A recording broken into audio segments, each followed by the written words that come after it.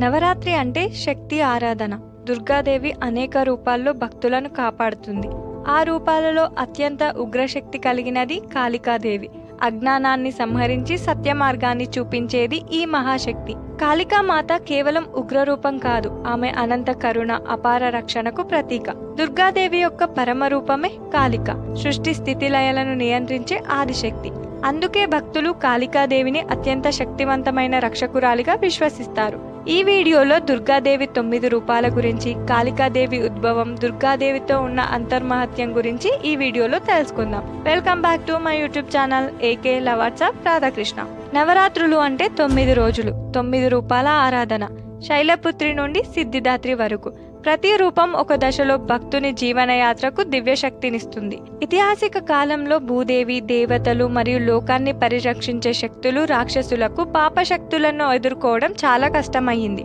ఆ కాలంలో మహిషాసుర అనే రాక్షసుడు ఆకాశాన్ని, భూమిని, సముద్రాన్ని కలుసుకొని లోకంలో ఏకపాత్రమైన అవ్యవస్థను సృష్టించాడు. దేవతలు అతని ఉగ్రతను ఎదుర్కోలేక వారు త్రిమూర్తులైన బ్రహ్మ, విష్ణు, శివ దగ్గరకు వెళ్లి సహాయం కోరారు. త్రిమూర్తుల శక్తిగా బ్రహ్మ సృష్టి శక్తిని, విష్ణు సంరక్షణ శక్తిని, శివుడు సంహారం శక్తిని ఇచ్చాడు. అందులోని శక్తులను కలిపి ఒక అఖండ దివ్య శక్తిని సృష్టించారు. ఈ శక్తి దుర్గాదేవి రూపంలో ప్రకాశించింది. ఆమెను పద్మసింహ ఆయుధాలతో దర్శనమిచ్చారు. భయంకర రాక్షసులను సంహరించడానికి సిద్ధంగా రూపాన్ని సృష్టించారు. ఆ విధంగా దుర్గాదేవి ఉద్భవించింది. దుర్గాదేవి ఇలా ఉద్భవించి రాక్షసులను సంహరించింది. మరి దుర్గాదేవి 9 రూపాలు ఎలా వచ్చాయి?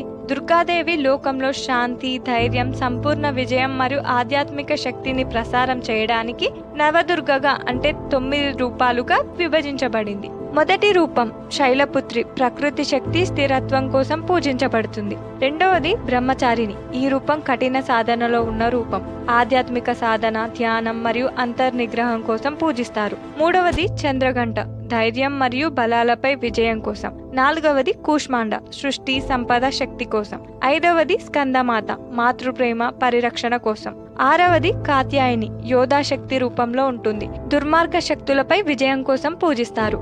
ఏడవది కాలరాత్రి, ఈ రూపం భయంకర ఉగ్ర రూపం. ఎనిమిదవది మహాగౌరి, శాంతి, పవిత్రత, ఆధ్యాత్మిక విజ్ఞానం కోసం పూజిస్తారు. తొమ్మిదవది సిద్ధిదాత్రి దేవి, సంపూర్ణ విజయం, కోరికలను నెరవేర్చేదిగా పూజించబడుతుంది. ఇలా 9 రూపాలు, 9 దశలు. ఇవి మనిషి ఆధ్యాత్మిక యాత్రలో 9 మెట్లు అని చెప్పవచ్చు. ఈ 9 రూపాల్లో కాళికాదేవి ఉండరు.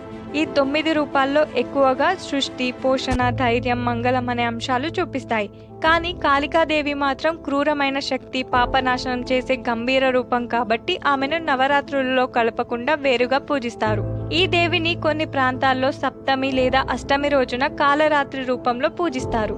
ఇది కాళికాదేవి శాంత రూపం. అసలు కాళికాదేవి ఎలా ఉద్భవించింది? త్రిమూర్తుల శక్తులు కలిసి దుర్గాదేవిని సృష్టించాయి.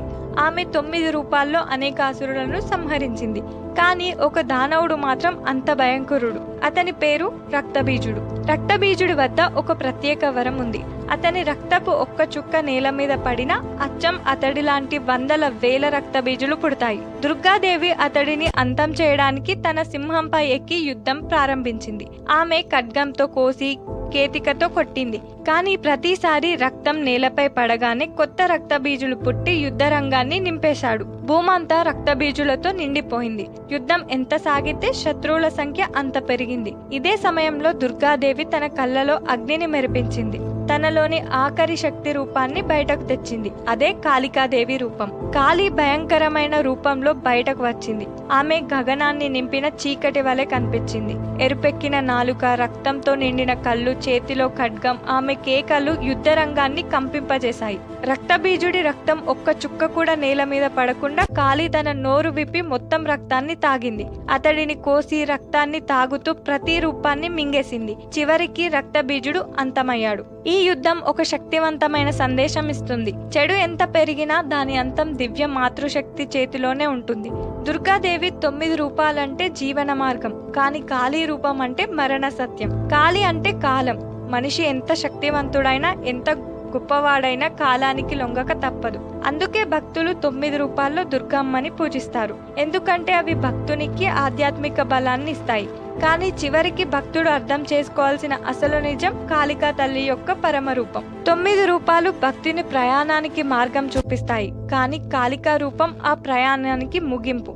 అందుకే నవరాత్రులలో 9 రూపాల్లో దుర్గాదేవిని పూజిస్తారు. చివరికి కాళికాదేవి పరమ రూపమని అంగీకరిస్తారు. దుర్గాదేవి 9 మెట్లు, కాళికాదేవి ఆఖరి తలుపు. ఆ తలుపు దాటితేనే అసలు విముక్తి. భక్తుడు ఈ సత్యాన్ని అర్థం చేసుకున్నప్పుడు అతనికి భయం ఉండదు, అంధకారం ఉండదు. మిగిలేది ఒక్కటే, తల్లి కాళీ యొక్క పరమజ్యోతి. అందరికీ దుర్గాష్టమి శుభాకాంక్షలు. వీడియో నచ్చితే లైక్ చేయండి, షేర్ చేయండి, ఛానల్ని సబ్స్క్రైబ్ చేసి సపోర్ట్ చేయండి.